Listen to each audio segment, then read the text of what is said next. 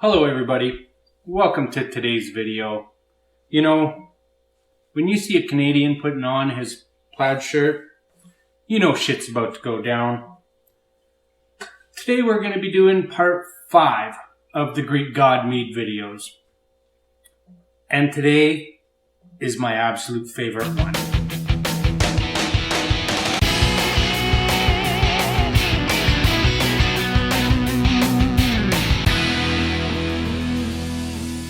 Okay, let me explain. I have not actually made all the Greek god meads before. I'm basically winging them, except for a few. Before I became part of Mead with Eric and Derek, I had actually tried starting my own YouTube channel, and the Greek gods were always something I wanted to do, and so I did a few of them. I was kind of picking away at them. It wasn't anything serious. So this month's Greek goddess, I should say, is one I've always felt very akin to. Not because she's supposed to be a total babe, although I'm sure all the Greek goddesses were. I am a Taurus, and Taurus is ruled by Venus, who is the Roman counterpart of, that's right, Aphrodite. I don't know why, but yeah, I've always been kind of drawn to her. Now, this mead is one that I have made before. Like I said, I did it a long time ago. It was before I really knew what I was doing. I didn't really add any nutrients to it. It was just a hodgepodge. And when I was tasting it along as it aged, it really wasn't that great. But then I was beginning to move into my new apartment. And as I was clearing things out, there was some meads that I was just like, I didn't want to transfer over a whole pile of full bottles. It was just a pain in the ass to carry and everything. So I happened to find one bottle of this mead that we'll be making today. And I was like, whatever, I'll give it one more chance. And it was about 10 months old at this point. And I ended up drinking the entire bottle. It was fantastic. And I know I always preach that the dragon's blood is my number one mead, but this one may take over it. Because honestly, like I said, it was fantastic. And as you can tell, I have a 5-gallon bucket out. So that's right. You know I like a mead when I'm going to do an actual 5-gallon batch of it. So where do I begin?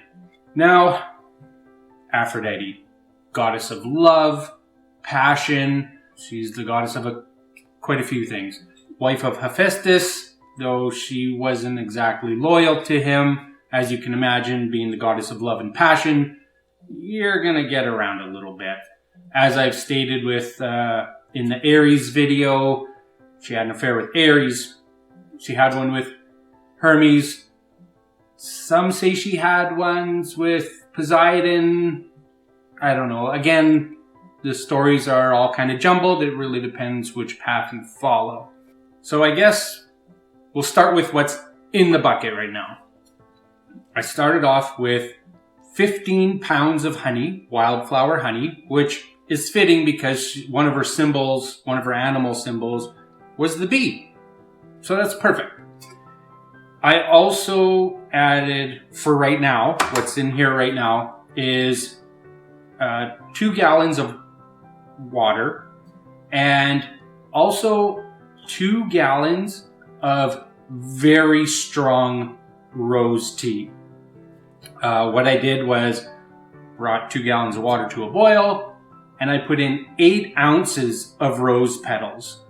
And I let that steep for about 2 days. So hopefully it extracted all that flavor. But I also strained out all the rose petals because when I go to rack it, that'll just be a headache. And I transferred them over into a bag. Hopefully it can extract a little bit more of that rose petal. Why rose petals? should be pretty self-explanatory. Roses are just a huge symbol of love. So that's in my bucket right now. Our other ingredients for today's goddess, strawberries. Again, a symbol of love, aphrodisiac, which comes from the term Aphrodite. And golden delicious apples. Why did I go with golden delicious apples? Well, she was the goddess that won the golden apple when all the gods were at this wedding that they wanted to bless. All the gods and goddesses were invited except for one, which was Eris, the goddess of discord, because she wasn't invited because no one wanted her to interfere in the wedding. So, pissed off as she was, because who wouldn't be if everyone got invited to a wedding except for you? So she came up with a little plan. And she ended up tossing a golden apple, on which was written, "To the fairest." So 3 goddesses got in a fight over who should get this golden apple, because it said "to the fairest." And these goddesses were Aphrodite, Athena, and Hera. I won't tell the whole story, but definitely look it up. It is a fantastic story that eventually led to the Trojan War. So, golden apple, golden delicious apples was why I went for these ones specifically. I went with 15 pounds of golden delicious apples. And I will say, if you're going to make this recipe, go get golden delicious apples now. They are a seasonal fruit, so they don't last long. They don't start coming around till about mid-March even. I also went with 5 pounds of strawberries, so there's a lot of fruit in here. And I should note that we will also be adding cinnamon sticks to this. I guess I'll just add them now. So there's a handful here. Actually, there's 11 cinnamon sticks here. I'm going to throw them in this bag. I'm going to tie this up. Now, 11 cinnamon sticks may sound like a lot, but honestly, in the first batch that I made, I added 2. It was a 1 gallon batch. I added 5 cinnamon sticks to that 1 gallon batch, and really, you couldn't taste it. I think the acidity of the apples and the strawberries and stuff kind of drew it down a little bit. But for 5 gallons, I didn't want to multiply it by 5 and throw, 25 cinnamon sticks in. So I went with 11. Why 11? 11's my favorite number. Aphrodite's my favorite goddess. So 11 it is. And you know what? When I rack it, if there's nothing there, I can always add more in secondary, and maybe I'll get more cinnamon pop, but I have a feeling 11 is going to be good. So I guess all that's really left is to get this all mixed together. I'm going to shoot for a gravity of 1.100. It should give me, 12-13%, which is good. The original one I did was higher. I think it ended up being like 16 or 17%. I just don't want it that high.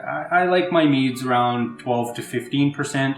So I'm going to stir up this honey for a bit, get some air incorporated in, and I'll take a gravity reading to see where it's at. If I have to add some water to dilute it a bit, I will. I have to be careful though, because once I add these, it's going to bring it up, and I don't want to have like a cap where it's going to end up blocking the airlock. So actually I'm going to add, there's a lot of juice in here. I'm going to add that, mix it up, and then check it. So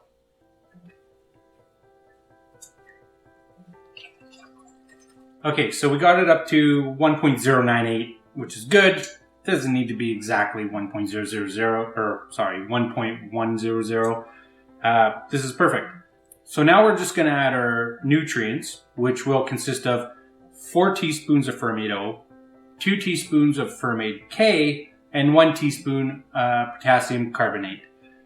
And for yeast for this, we are going to go with D47. Why D47? Because I just thought it'd be funny because it's Aphrodite. You know she likes the D. So I'm going to pitch this now, or I'm going to add the nutrients. I'm going to pitch this, and I'm going to give it a super good stir before we pop in our fruit. Now for these larger batches, actually any size batches, I know you see I have this plastic spoon in here. I only really like using this when I'm stirring in the honey in the water, just so I can get it off the bottom. But when it comes to like mixing everything and stirring in a lot of air,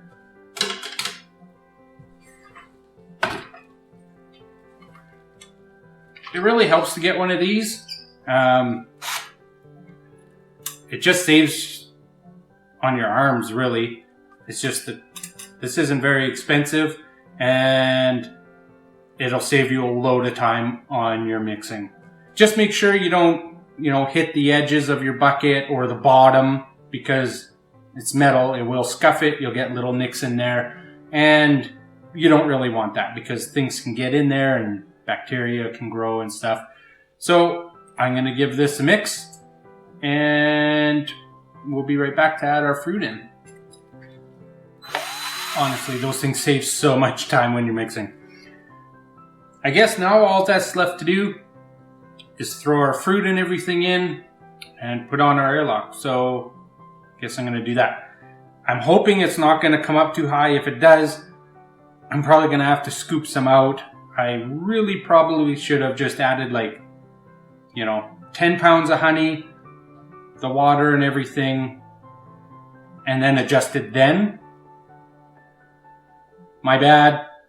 I'll remember for next time. I don't do 5-gallon batches very often, so yeah. Anyways, let's get the fruit in.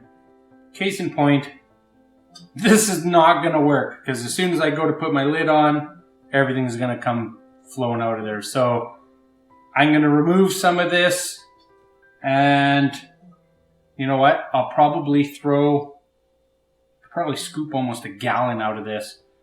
So I'm going to scoop it out. Yeast and everything's already in there. So I'm going to throw it just in a carboy, and it'll just be a different concoction. It won't have the fruit and everything in there, but I don't want to waste it because what fun is that? So I'm going to do that. So there we have it. I didn't even tell you guys what I named this. I called this mead Aphrodite's Love. I know, I'm a genius, right? So there we have it. Aphrodite's Love is done. And I guess this would be Aphrodite's offspring. One of them. I think she had 14 kids. Her most well-known one, obviously, was Eros. Most people know him as Cupid. So I guess we'll name this one Eros because it won't have the full flavor that this will, because it won't have all those it's got strawberry juice in it, but it won't have the cinnamon in there and the apples and stuff. It's got a little apple juice and stuff, but yeah, we'll call this one Eros's. Where should we go with? Eros's Charm. How about that? So there we have it. I hope you guys enjoyed today's video. I'm telling you, go and make these meads. They're all turning out super well. I'd really like to know which one you guys are kind of interested in trying the most so far. There's still another 7 gods or whatever to do, but of the ones I've done so far, what do you think is going to be the best tasting one out of all this? Let me know down in the comments below. Actually, what you should probably go do, the best thing, is to look down below. There will be a link in the description to our Discord. Definitely come and join us. There's some great people there. You'll just have a great ass time. But I should get going because I have a massive mess to clean up. And yeah, I hope you enjoyed today's video. Happy brewing.